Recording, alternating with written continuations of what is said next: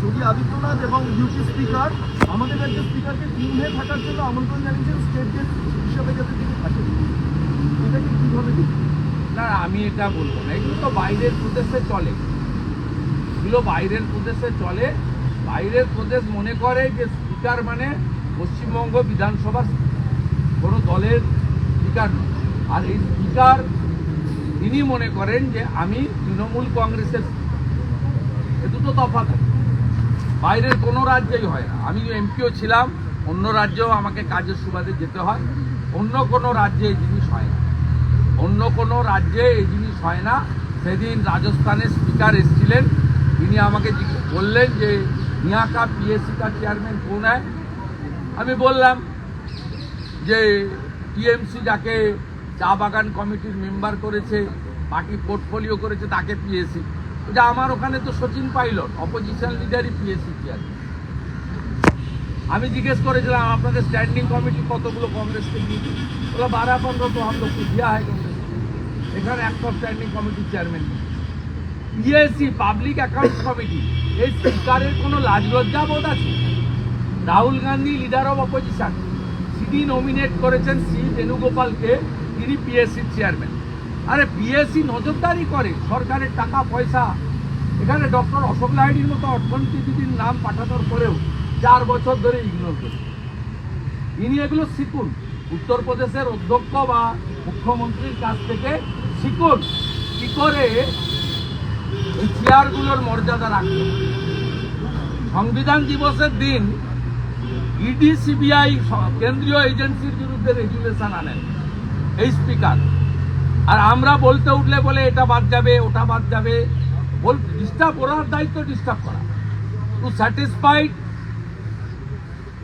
Autocrat Mamata Banerjee.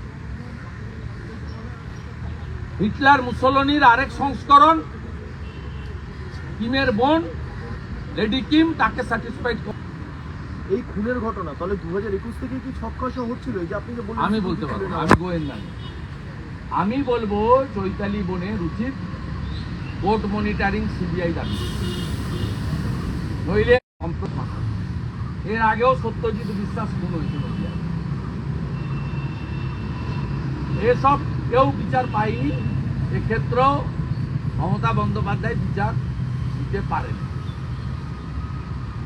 Siddiqullah চৌধুরীর একটা মন্তব্য নিয়ে প্রচন্ড জলঘোলা হচ্ছে, আপনি নিজেও টুইট করেছেন। মমতা বন্দ্যোপাধ্যায় তার মন্ত্রিসভায় এমন মানুষকে এখনো পুষবেন এই ঘটনার পরে? হ্যাঁ, পুষবেন, কারণ সিদ্দিকুল্লাহ চৌধুরী একটা বিশেষ গোষ্ঠীকে নেতৃত্ব দেন এবং তিনি একটা ধর্মীয়, তিনি একটা সংগঠনও চালায়, জামায়াত উলেমা হিন্দ। তারা মমতা ব্যানার্জির ভোট ব্যাংক, ওই ভোট ব্যাংকে আঘাত আসবে, মমতা ব্যানার্জির চেয়ার নড়ে যাবে, এই কাজ তো তিনি করতে পারবেন। তিনি হিন্দুদেরকে উপদেশ দিয়েছেন, আর অশোকনগরের বই মেলায়। আমি সিদ্দিকুল্লাহ চৌধুরীকে দুটো ফটো পাঠি, ওপার বাংলার এক ধর্মীয় বক্তার হুজুর বলে ওদের, আমি তো হুজুর বলতে পারবো না, আমি হুজুর বলতে ওদের পারবো না, ওরা বলে। ওই ধর্মীয় বক্তা, উগ্রবাদী বক্তা, যিনি হিন্দুদেরকে বলছেন কাটবেন, শাহজাহানের বংশধর, তার একটা ভিডিও পোস্ট করেছি। ওরা এটা পেলেই বলতো যে ওপার বাংলার কথা কেন এখানে বলছি। আমি এপার বাংলার একটা তৃণমূলের বুথ সভাপতি মহিষা দলের মুসলিম সম্প্রদায়, তার একটা অপ্রাপ্তবয়স্ক নাবালক বাচ্চার সম্প্রতি বলা ভিডিও ছেড়েছি, দেখে নেবেন। আমি একটু বাংলাদেশে স্বরাষ্ট্র উপদেশ উনার ভাষায় উনাকে উত্তর দিই।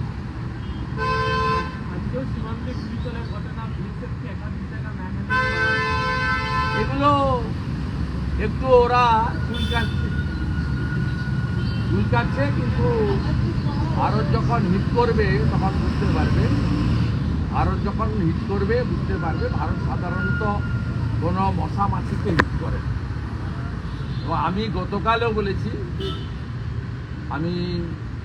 আমি বিবেকানন্দের বাড়ির সামনে দাঁড়িয়ে বলেছি, বাবুঘাটে দাঁড়িয়ে গঙ্গাসাগর যাত্রীদের রওনা করার সময় বলেছি, আজও বলছি, ওই 60-70 সালে পুরনো ভাঙা ট্যাঙ্ক দিয়ে এখন যুদ্ধ হয় না, বন্দুকে যুদ্ধ হয় না, ম্যান পাওয়ার লাগে না।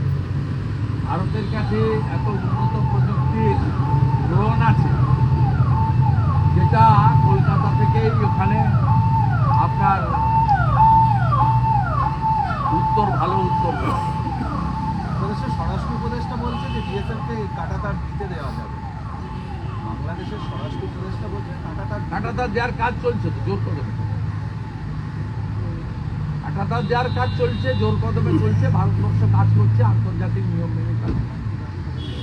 আপনি গতকাল জ্যামার নেই রাজ্যের জেলগুলোতে বলছিলেন, রাজ্য সরকার স্থির করেছে যে অত্যাধুনিক জ্যামার বসানো হবে যাতে 5G 4G ফোন আটকানো যায়। এই মুহূর্তে যা জ্যামার রয়েছে তা দিয়ে 2G ফোন আটকানো যায়।